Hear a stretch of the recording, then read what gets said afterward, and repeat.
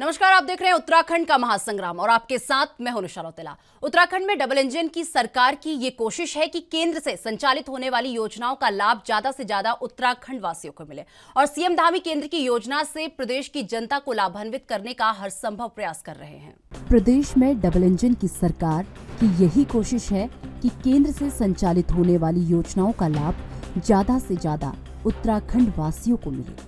CM Dhami केंद्र की योजनाओं से प्रदेश की जनता को लाभान्वित करने के लिए हर संभव प्रयास करते हैं। अब धाकड़ धामी के प्रयासों से ही केंद्र सरकार द्वारा प्रधानमंत्री आवास योजना ग्रामीण में उत्तराखंड के लिए 18,602 अतिरिक्त आवास की स्वीकृति मिली है। मुख्यमंत्री पुष्कर सिंह धामी ने इसके लिए प्रधानमंत्री नरेंद्र मोदी और केंद्रीय ग्रामीण विकास मंत्री गिरिराज सिंह का आभार व्यक्त किया है। मुख्यमंत्री ने कहा कि प्रधानमंत्री नरेंद्र मोदी के मार्गदर्शन में उत्तराखंड में विकास के अभूतपूर्व काम हो रहे हैं।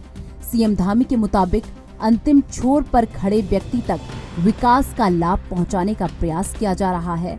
आपको बता दें कि मुख्यमंत्री पुष्कर सिंह धामी ने अप्रैल 2022 में पत्र लिखकर प्रधानमंत्री आवास योजना के तहत अतिरिक्त आवास आवंटित किए जाने का अनुरोध किया था, जो केंद्र सरकार द्वारा स्वीकार कर लिया गया है।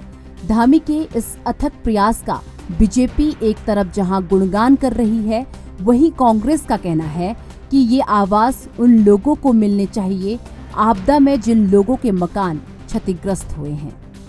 मूर्त रूप ले लेंगे तो मैं मान जाऊंगा कि हो गए हैं, क्योंकि मेरा अपना ये मानना है कि जिस तरीके से प्रधानमंत्री आवास योजना का हल्ला हुआ था, उस रूप से इंदिरा आवास योजना का 10% भी ये पूरा नहीं कर पाए।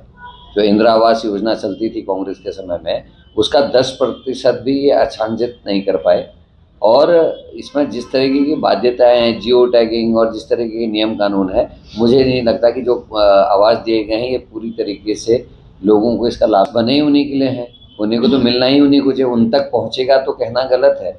ये आवास मिलना ही उसको चाहिए जो अंतिम छोर पे दूरस्थ क्षेत्रों में है, गंभीर स्थितियों में रह रहे हैं, जिनको नुकसान हुआ है, आपदा के टाइम में जिनको विस्थापित करने की बात हुई थी, वो गांव अभी तक विस्थापित नहीं हुए हैं, उनको इसका लाभ दिया जा सकता है।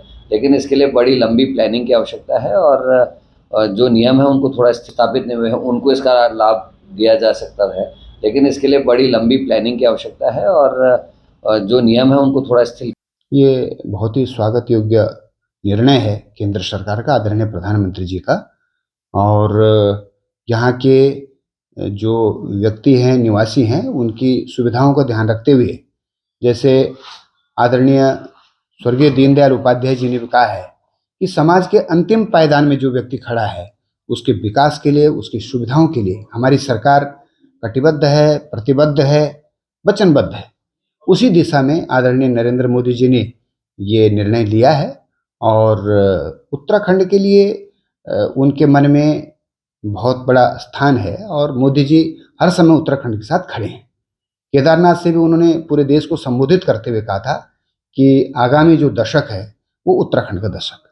तो इस पूरे मुद्दे पर करेंगे चर्चा। उससे पहले आपकी मुलाकात करा देती हूं। उस वक्त कुछ खास मेहमान हमारे साथ जुड़ चुके हैं। तो कांग्रेस से प्रदेश उपाध्यक्ष हेमंत सिंह बगड़वाल हमारे साथ जुड़ चुके हैं और वहीं बीजेपी से प्रवक्ता संजीव वर्मा जी हमारे साथ जुड़ चुके हैं। आप दोनों का ही बहुत बहुत स्वागत है एनबी न्यूज पर। तो चलिए सीधा रुख विपक्ष कांग्रेस का कर लेते हैं, हेमंत सिंह जी का। हेमंत सिंह जी, प्रदेश में डबल इंजन की सरकार ये कोशिश कर रही है कि प्रदेश में जितनी भी योजनाएं संचालित हो रही है उसका अधिक से अधिक लाभ जो है लोगों को मिले। क्या वाकई में ये सारा काम हो रहा है? क्या आपको लग रहा है कि वाकई में धरातल में इस तरीके के काम हो रहे हैं? एक बार आपकी राय लेना, यहाँ पर विपक्ष की राय लेना बहुत जरूरी है। मैडम, मैं ये कहना चाहूंगा, जो माननीय प्रधानमंत्री नरेंद्र मोदी जी ने जो उनके उत्तराखंड में आवासीय योजना का उन्होंने चलाया है, स्वामी जी उसका स्वागत कर रहे हैं। तो मैं तो ये कहना चाहूंगा कि जो आवास योजनाएं चलाई है उसमें जो लोगों को क्षतिग्रस्त हुए, आपदा प्रबंधन में बड़े क्षतिग्रस्त हुए हो, आंधी तूफान में उनके मकान उड़ गए हो, चाहे नदी नाले आकर के उनके मकान क्षतिग्रस्त हो, तो उन सब योजनाओं का लाभ अंतिम छोर तक इन लोगों को मिलना चाहिए जिनका वाकई में ही नुकसान हुआ है। और हम देख रहे हैं कि जो योजनाएं चलती हैं तो वो अप्रोच बदलती है कि भाई इसको दे दो, उसको दे दो। तो ये बातें नहीं होनी चाहिए कि हमारे पार्टी का आदमी है या ये इसका आदमी है या उसका आदमी है। हमें तो ये देखना चाहिए कि वाकई में कौन नीडी है, कौन आवश्यकी है, किसको आवश्यकता है, किसको मकान की आवश्यकता है। और जिनके क्षतिग्रस्त हुए हैं, चाहे देवी आपदा से क्षतिग्रस्त हुए हों, चाहे वो अन्य प्रकार से क्षतिग्रस्त हो, तो उनको इसका लाभ यदि मिलेगा तो माननीय प्रधानमंत्री मोदी जी की जो सोच है वो साकार होगी। मेरा ये भी कहना है। संजीव जी, कांग्रेस को आपने सुन लिया होगा। संजीव जी जी निशा जी, कांग्रेस को आपने सुन लिया होगा। कांग्रेस का कहना है कि जिस पीएम आवास योजना की आप बात करते हैं, आपदा में जिनके मकान क्षतिग्रस्त हो गए हैं उन्हें मकान मिलना चाहिए। पहले तो आप गिनवा दीजिए कि कितने आपदा में क्षतिग्रस्त लोगों को आपने मकान दिए हैं। कांग्रेस का आंसर भी पूरा हो जाएगा और मेरा भी जो क्वेश्चन आपसे किया है वो भी पूरा हो जाएगा। पहले गिनवा दीजिए। जिस तरह से हमारी डबल इंजन की सरकार उत्तराखंड राज्य में चल रही है, हम लगातार हमारी डबल इंजन इंफ्रास्ट्रक्चर को मजबूत करने का काम कर रहे हैं। हम लगातार नए नए एक्सप्रेस हाईवेज बना रहे हैं, लगातार नई रेल ट्रैक्स बना रहे हैं। ऋषिकेश से कर्णप्रयाग तक नई रेल परियोजना जिस पर हम लगभग 80% काम कंप्लीट कर चुके हैं। ऑल वेदर रोड्स जिसके ऊपर 80 से 90% काम कंप्लीट कर चुके हैं।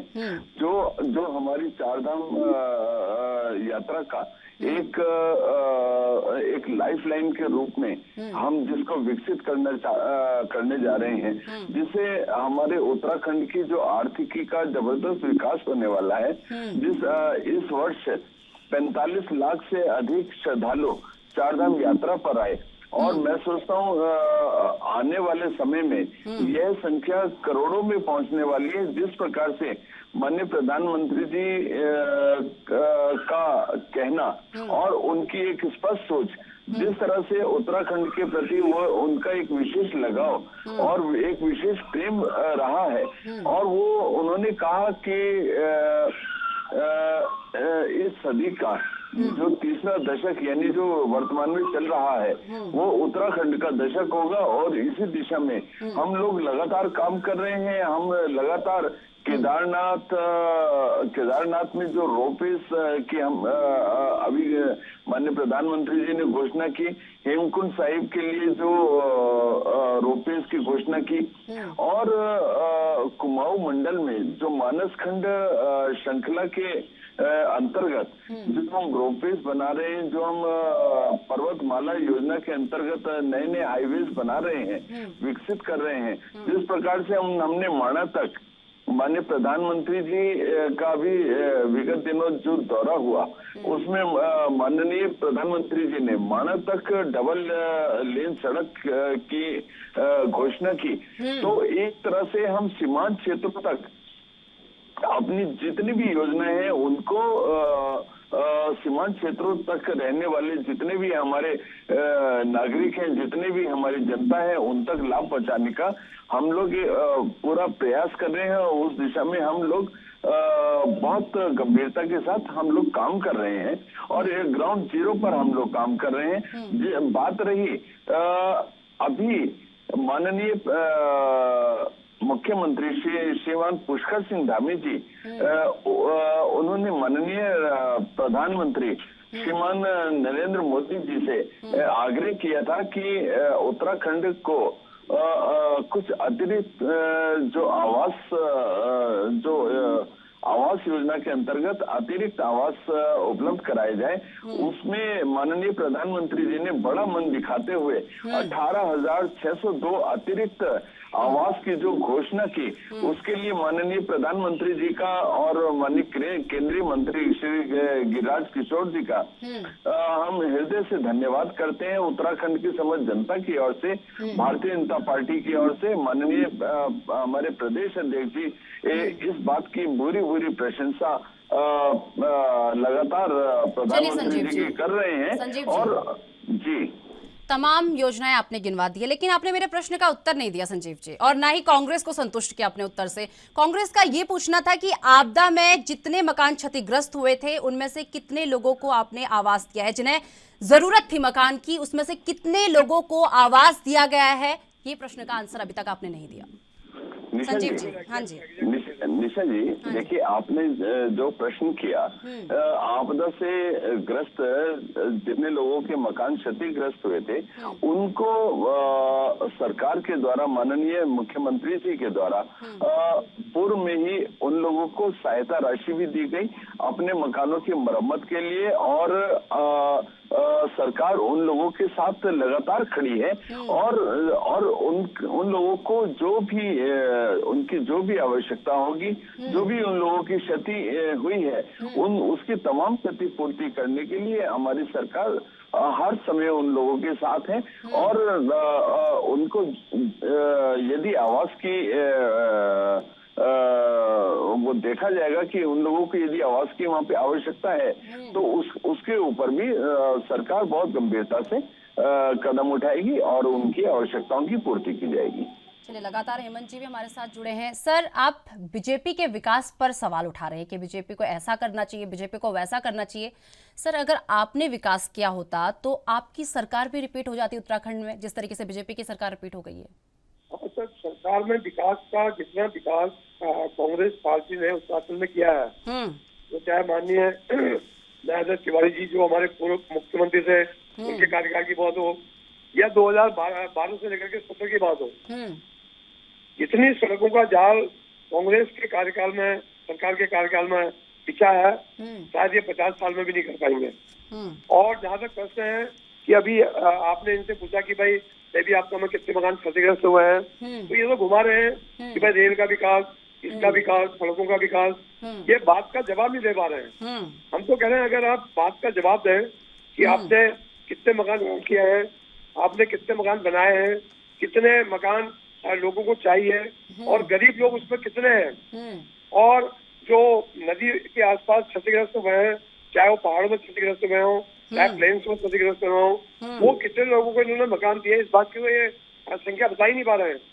तो हम कैसे माने ये सरकार चला पाएंगे?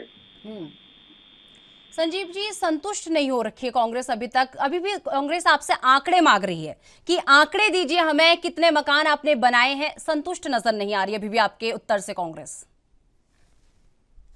संजीव जी। निशा जी, हाँ जी, देखिए कांग्रेस ने कुछ किया होता तो आज इन्हें विपक्ष में नहीं बैठना पड़ता। आज जनता इनको पूरी तरह से नकारती नहीं। 2017 में जनता ने इनको नकारा, 2022 में जनता ने इनको नकारा, और लगातार ये विकास की जब भी बात होती है, जब भी हम रोपवेज की बात करते हैं, इनको रोपवेज नहीं चाहिए, इनको एक्सप्रेस हाईवे की बात करते हैं, इनको एक्सप्रेस हाईवे नहीं चाहिए, हम टनल की बात करते हैं तो कहते हैं हमें टनल नहीं चाहिए, ऑल वेदर रोड की बात करते हैं, कहते हैं ऑल वेदर रोड नहीं चाहिए। तो विकास तो इनको चाहिए नहीं। विकास के नाम पे ये लोग जब तक सत्ता में रहे, इन्होंने मात्र अपने शिलापट लगाने का काम किया, लेकिन धरातल पर इन्होंने कुछ भी किया नहीं। और यही वजह है कि जनता ने इनको पूरी तरह से नकारने का काम किया। आज आप ये देखिए, अभी मेरे कांग्रेस के मित्र कह रहे थे हमने ये किया, हमने वो किया 70 साल में। हाँ, 70 साल में आपने बहुत कुछ किया, और वो बहुत कुछ किया था, भ्रष्टाचार किया आपने तानाशाही करी देश में और प्रदेश में, आपने आतंकवाद दिया, आपने सिख दंगे दिए, आपने आपातकाल दिया, आपने जबरन नसबंदी दी, और उत्तराखंड प्रदेश को आबकारी के नाम पर डैनिश शराब दी, उत्तराखंड को आपने अवैध खनन दिया, और अभी आप कह रहे थे कि हमने इंदिरा आवास के नाम पर बहुत लोगों को घर दिए। तो मैं आप ही से बोलना चाहता हूँ कि आप ही जरा गिनवा दीजिए ना, कितने आवास आपने दिए, और क्या वे पात्र लोगों को दिए गए थे? बिल्कुल नहीं। वो चुन कर, क्योंकि आप लोग 2022 का चुनाव आपने पूरी तरह से विकास का, क्योंकि आपके पास ना कोई रोड मैप था, ना आपके पास विकास का कोई मुद्दा था, ना विकास के आपके पास कोई एजेंडा था। आपने पूरा का पूरे 2022 के चुनाव को मुस्लिम यूनिवर्सिटी पर घुमाकर रख दिया, और मुस्लिम यूनिवर्सिटी के नाम पर आपने 2022 का चुनाव लड़ा। जुम्मे की नमाज के ऊपर आपने 2022 का चुनाव लड़ा।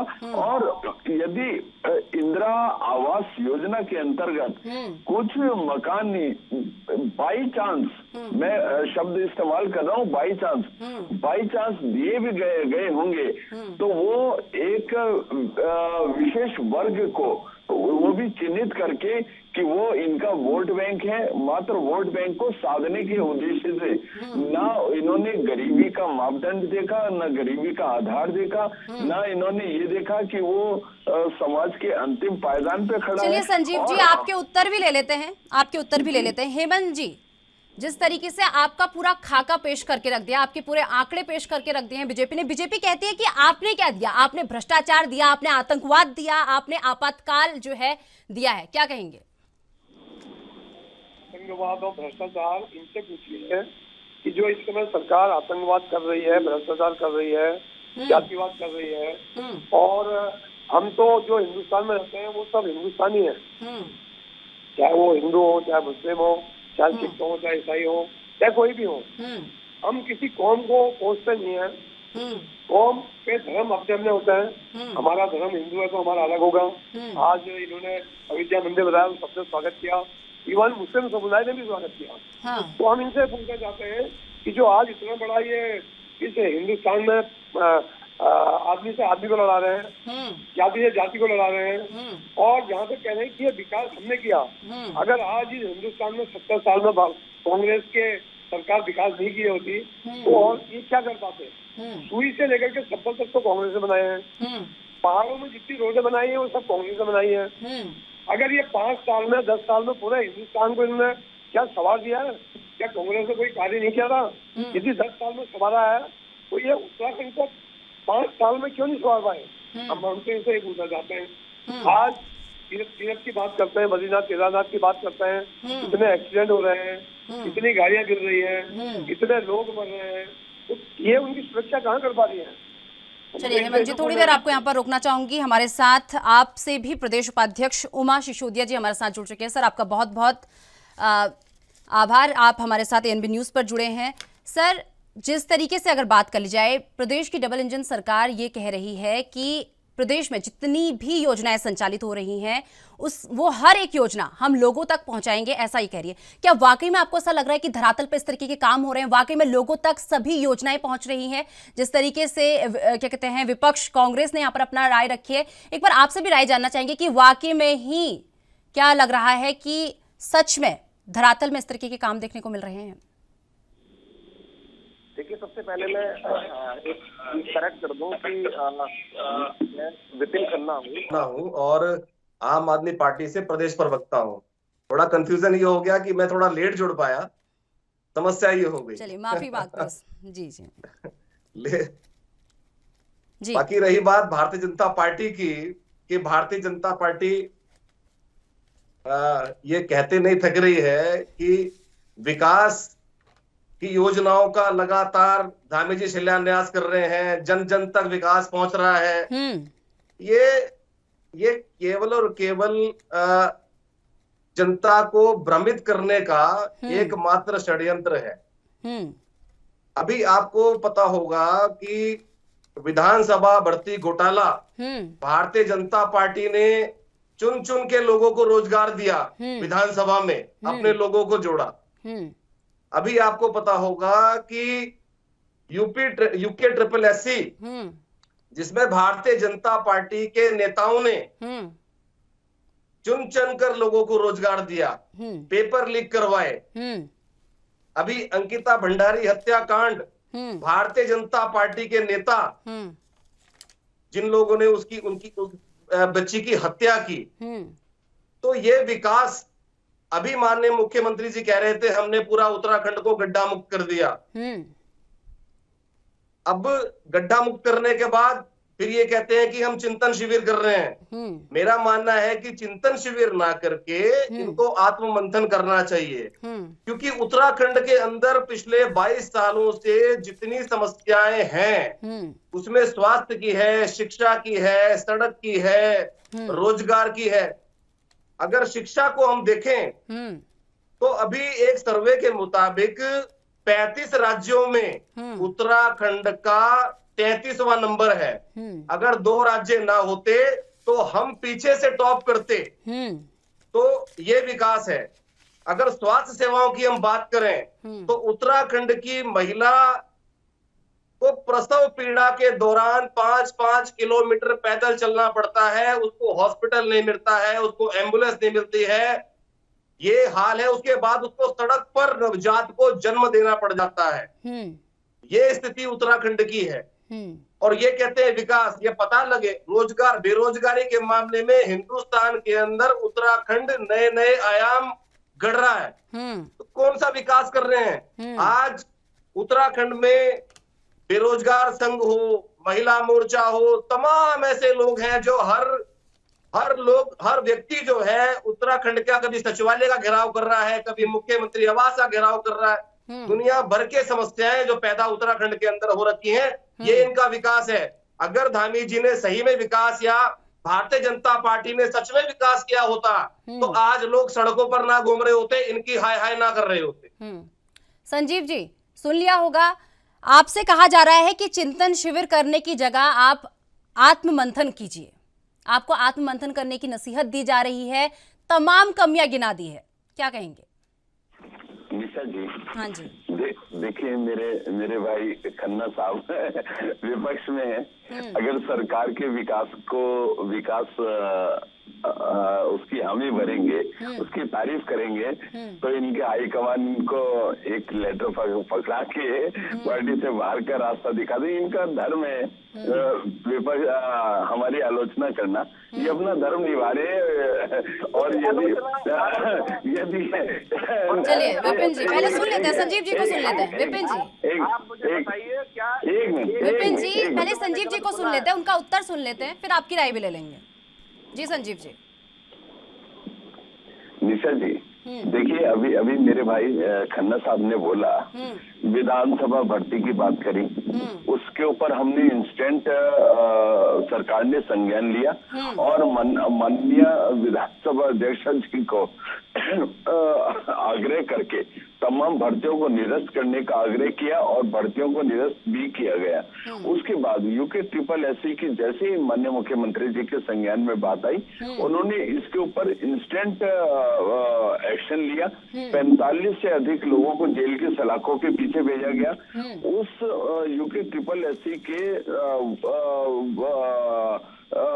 मुखिया जो यूके SSS के अध्यक्ष, सचिव और 4 बड़े ऐसे अधिकारी, उनको जेल की सलाखों के पीछे भेजने का काम हमारी सरकार के द्वारा किया गया। हम लोग पारदर्शिता के साथ काम कर रहे हैं। आपने अंकिता भंडारी मर्डर केस की बात करी, उस पर हमने इंस्टेंट एक्शन लिया। हमने 12 घंटे के अंदर जो उसके कातिल थे, हत्यारे थे, उनको जेल की सलाखों के पीछे भेजने का काम किया। और साथ ही साथ माननीय मुख्यमंत्री जी के द्वारा न्यायपालिका से फास्ट ट्रैक कोर्ट के माध्यम से शीघ्र से शीघ्र हत्यारों को उनके अंजाम तक पहुंचाने के लिए न्यायपालिका से भी आग्रह किया गया। तो हम लोग कोई हिला हवाली नहीं करते। कोई भी अपराध होगा, कोई भी गलत काम करेगा, कोई भी रॉन्ग प्रैक्टिसेस करेगा, उत्तराखंड में वो बिल्कुल कोई भी टॉलरेबल नहीं है। हमारी 0 टॉलरेंस की सरकार है।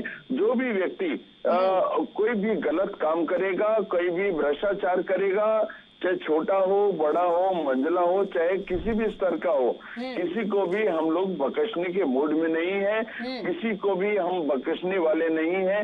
और उनकी जो सही जगह है वो जेल की सलाखों के पीछे है और जेल की सलाखों के पीछे भेजने का हम लोग काम कर रहे हैं। जहां तक बात विकास की है, हम लोग लगातार विकास कर रहे हैं। हम लोग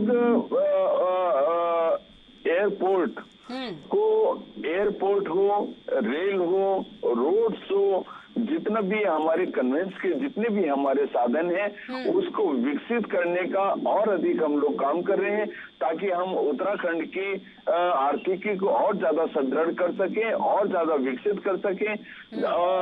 उसी का एक सद परिणाम है इस बार 45 लाख से अधिक श्रद्धालु उत्तराखंड में यात्रा के दौरान आए। चलिए ठीक है। और एक मिनट निशा जी, एक लाइन रह गई।